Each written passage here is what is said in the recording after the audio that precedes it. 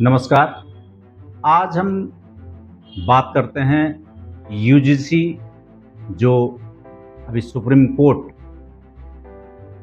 में स्टे पे है और देश में एक बड़ा आंदोलन होने जा रहा है इस कानून को लेकर के, क्योंकि यदि यूजीसी लागू होता है तो इसमें जो आरक्षण की कैटेगरी रखी गई है, इससे देश मजबूत नहीं बल्कि कमज़ोर बनेगा। मित्रों, इसको समझना बहुत ज़रूरी है कि जो कानून व्यवस्था संविधान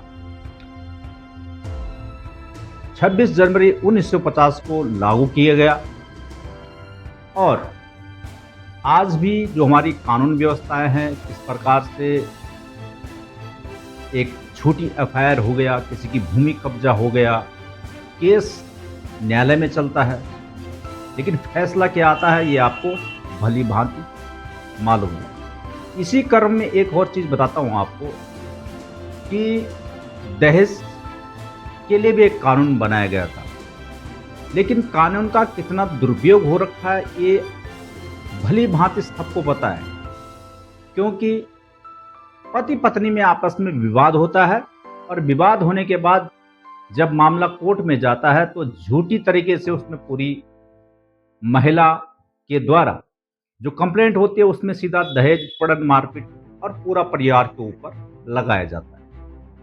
यानी कि कानून का दुरुपयोग और कानून की मजबूरी आप समझ सकते हो, जिसकी वजह से लड़के को या उसके परिवार को काफी लूटा जाता है, यूं कह सकते हैं।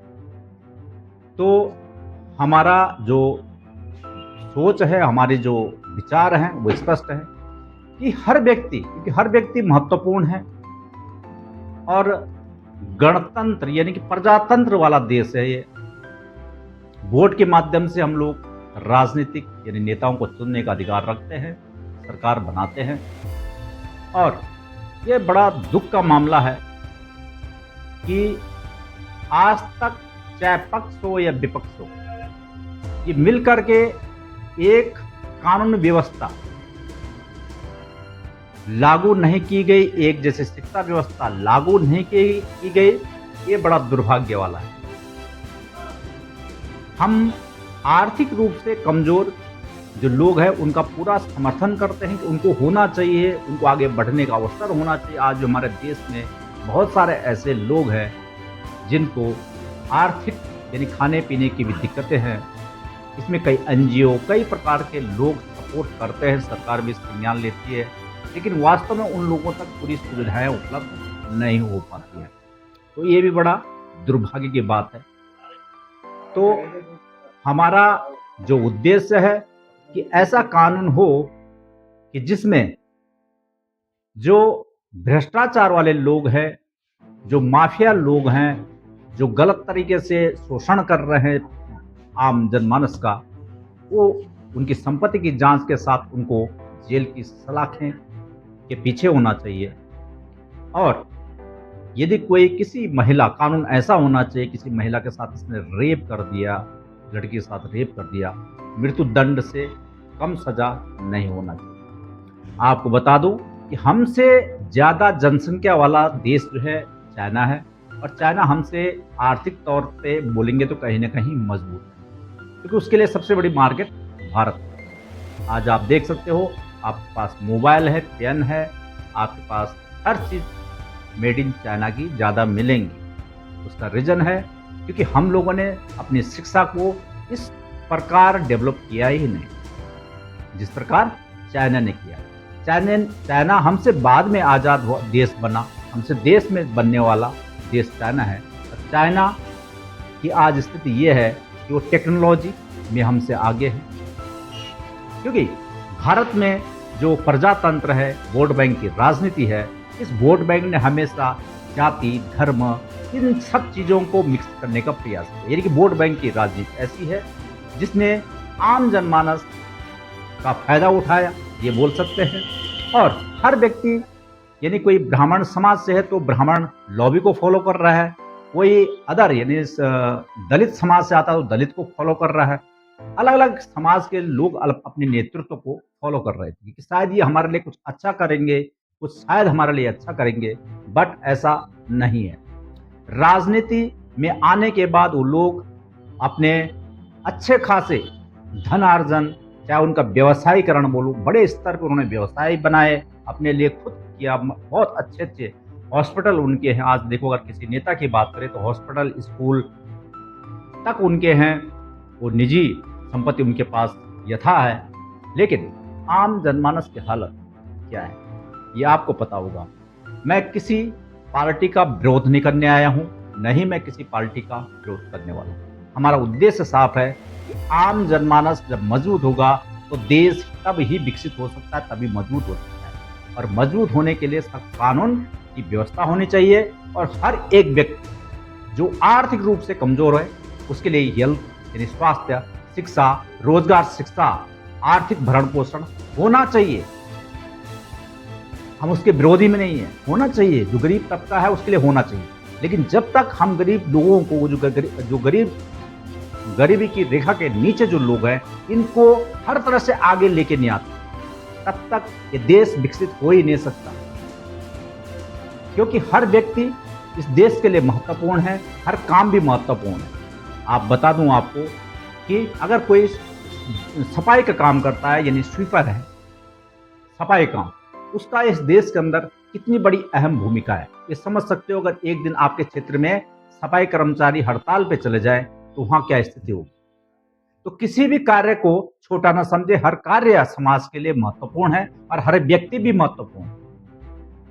लेकिन सरकारें जो है अपने वोट बैंक के चक्कर में ये जाति धर्म आधारित क्षेत्रवाद, जातिवाद, ये सब चीजें चला के जो देश के नागरिक है कहीं ना कहीं अपने वोट बैंक का इस्तेमाल करते हुए आए, जो कि बहुत ही दुखद है।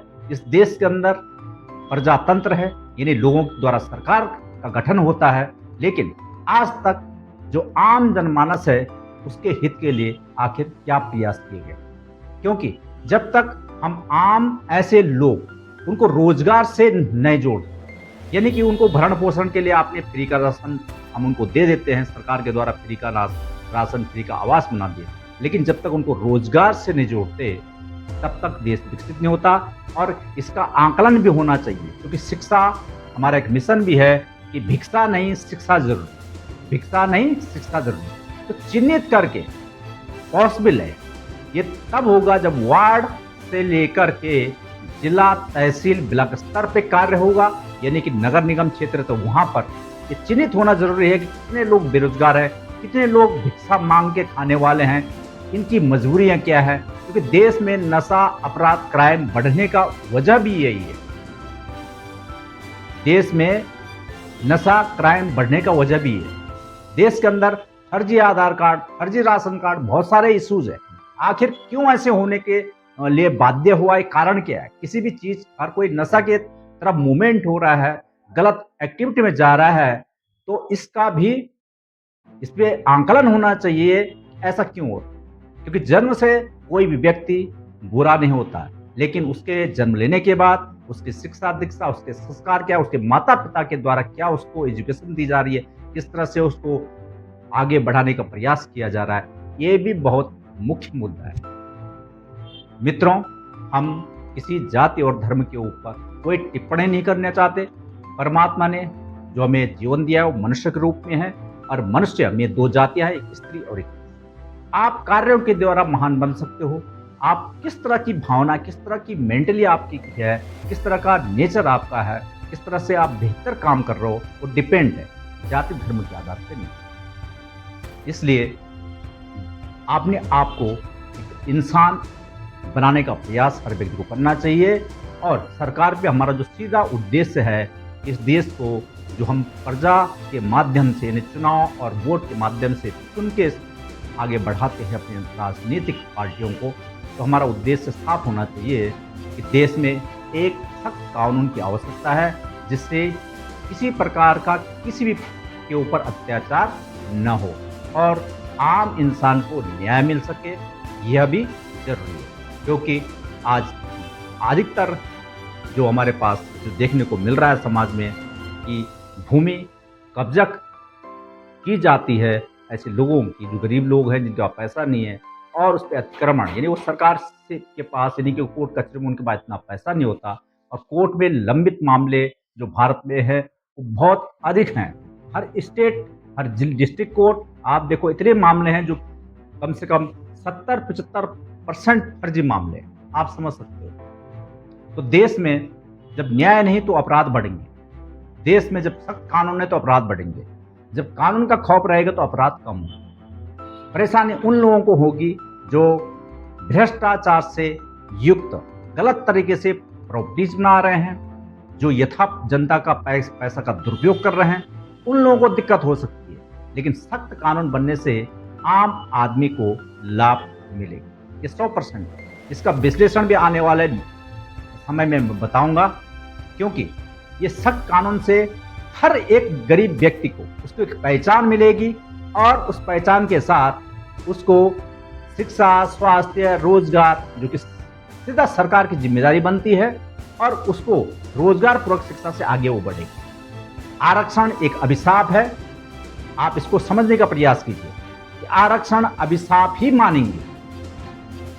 बात देश को आगे बढ़ाने की है तो चाइना हमसे आगे है, टेक्नोलॉजी में आगे, देश को किधर जाना चाहिए। इसको हर इंसान को जो बेहतर करना चाहे देश के अंदर, बेहतर जिसके अंदर टैलेंट है, उसको तो बढ़ाना ही पड़ेगा।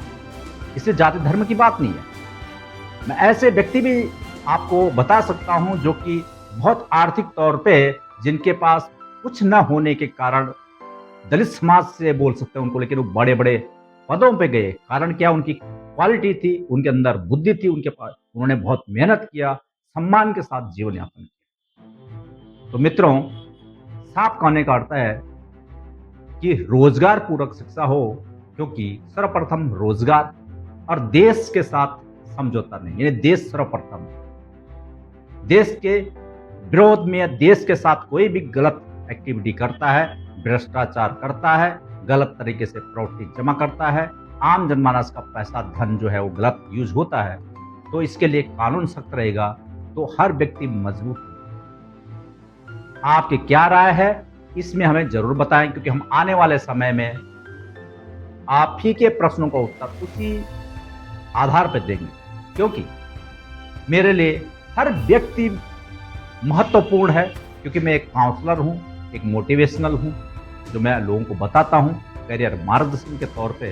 तो मेरे अनुसार हर व्यक्ति महत्वपूर्ण है, हर काम महत्वपूर्ण है। देखो, धर्म और जाति के आधार पे ये तालमेल कभी नहीं बन सकता। धर्म जाति के आधार पे विकास नहीं हो सकता। विकास मनुष्यता, इंसानियत, इंसान बन के होगा, और इसमें इस तरह की भावनाएं हमें रखनी भी नहीं चाहिए। क्योंकि देश के राष्ट्रपति अब्दुल कलाम जी, वो साइंटिस्ट और वैज्ञानिक इंसान थे, देश पूरा उनका लोहा मानता है। और हमें ये चीज़ कभी नहीं भूलनी चाहिए कि हम जातिगत या धर्मगत, जाति धर्म के आधार पर बात करें तो गलत हो। इसलिए हर व्यक्ति बहुत महत्वपूर्ण है देश के लिए, और उस पर जो महत्वपूर्ण मैं बता रहा हूँ, जब कानून सख्त होगा तो कानून सख्त से कोई भी धर्म जाति की राजनीति नहीं कर सकता, स्पष्ट है। और जीवन बनेगा बेहतर, यानी हर व्यक्ति का जीवन बेहतर बनेगा ही बनेगा। आज दुनिया जिस तरह से तकनीकी शिक्षाओं में आगे बढ़ रही है, तो हर व्यक्ति को अवसर मिलना चाहिए, और अवसर सख्त कानून जब बनेगा तब हो, यानी जब एक जैसा शिक्षा रहेगी, सबके लिए समानता रहेगी, तो ही आगे कुछ हो सकता है। तो हमें गौर करना चाहिए।